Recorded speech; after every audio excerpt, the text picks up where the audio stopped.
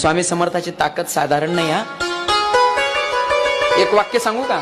माणसाला स्वतःच्या जीवनामध्ये जर काहीतरी सामर्थ्य बनवायचं असेल किंवा स्वतःला सामर्थ्यवान बनवायचं असेल तर त्याच्यासाठी समर्थाची भक्ती केली पाहिजे.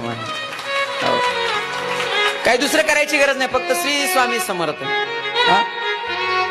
बघा ना, तुम्ही तुमच्या जीवनातलं जर संकट तुम्हाला दूर करायचं असेल, बरेच माणसं जीवनामध्ये त्रस्त असतात. काही ना नोकरीमध्ये अडचणी येतात, जीवनामध्ये अडचणी येतात, धनलाभ होत नाही, संसारामध्ये सारखं काही ना काही गारणं चालू असतं.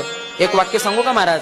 दररोज नित्यनेमानं तुम्ही घरामध्ये पूजा करत असताना स्वामी समर्थाचा फक्त 21 वेळा जप करा. 21 वेळा, फक्त 21 वेळा. माझ्या जीवनातला अनुभव सांगतो, मी माझ्या स्वतःच्या जीवनातला अनुभव सांगतो. दररोज सकाळी नित्यनेमानं तुम्ही पूजा करत असताना देवाच्या जवळ बसायचं, देवालयाजवळ बसायचं आणि श्री स्वामी समर्थ, श्री स्वामी समर्थ फक्त 21 वेळा जप करा. बघा, नक्कीच तुमच्या जीवनातली संकट